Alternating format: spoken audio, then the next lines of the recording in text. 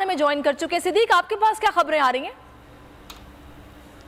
अब ये सामने है कि लाहौर कोर्ट से रजू जो है वो कर लिया गया है, और दूसरा ये किया जाएगा कि अगर अब लाहौर कोर्ट में आज दरखास्त समाअत फिल्म कर नहीं होती, कल होती है, तो कल एक और ये भी सोचा जा रहा है कि कल जो एडिशनल सेशन जज हैं जफर इकबाल साहब, उनकी अदालत से रजू किया जाए और वहाँ से ये जो नाकाबिल जमानत वारंट गिरफ्तारी जारी हुए हैं उनको वहाँ से मनसूख जो है वो कराया जाए। मनसूख तो नहीं होंगे, यानी मुअत्तल कराया जाए, मुअत्तल होंगे वो मनसूख नहीं होंगे। दूसरे ये भी एक हिकमत अमली का हिस्सा है कि इस्लामाबाद हाई कोर्ट से भी रिजू किया जा सकता है, क्योंकि इस्लामाबाद हाई कोर्ट पहले ही एक केस में इमरान खान साहब को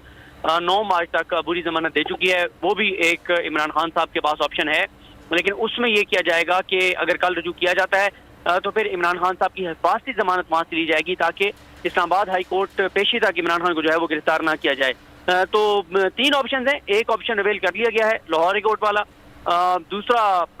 एडिशनल सेशन जज साहब की अदालत वाला है, तीसरा इस्लामाबाद कोर्ट वाला है। ऑप्शन हैं तहरीक इंसाफ के पास अभी, और मेरा नहीं ख्याल कि इतना आसान होगा इमरान खान साहब को अभी जो है वो गिरफ्तार करना, जितनी बड़ी तादाद में वहाँ पर सूरत हाल है। सही। अच्छा, अब इस सारी सूरत हाल में मुझे ये भी बताएगा सिद्दीक कि अभी हमारी बात हो रही थी माहिर कानून से, उन्होंने बोला कि जुडिशल कॉम्प्लेक्स में शिफ्ट भी किया जा सकता है इस केस को, और अगर वो सिक्योरिटी कंसर्न्स बता रहे हैं तो सभी सुन रहे हैं, सबको मालूम है कि पहले हमला एक दफ़ा हो चुका है, जायज़ बात है, तो अदलिया भी सुन रहे होंगे, वो भी देख रहे होंगे सारे मामले को।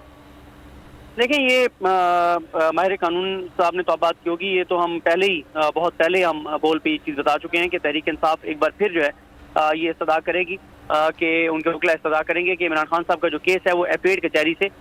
एडिशनल सेशन जज की अदालत से जो है वो जुडिशल कम्प्लेक्स मुंतकिल कर दिया जाए, वहाँ समाअत कर ली जाए। देखें, समी इब्राहिम साहब इस बात को बखूबी जानते हैं। हम वहाँ पर जाते हैं एपेड कचहरी में, एपेड कचहरी में सिक्योरिटी के कोई इंतजाम नहीं है, किसी तरह के इंतजाम नहीं है, बहुत से उसके रास्ते हैं, और ये वही एपेड कचहरी है जहाँ पे पहले एक बहुत बड़ा धमाका हो चुका है, एक जज साहब की जान गई, अदालती अमले की जान गई, साइलिन की जाने गई, और बहुत वहाँ पे सिक्योरिटी की सूरत मखदूश है।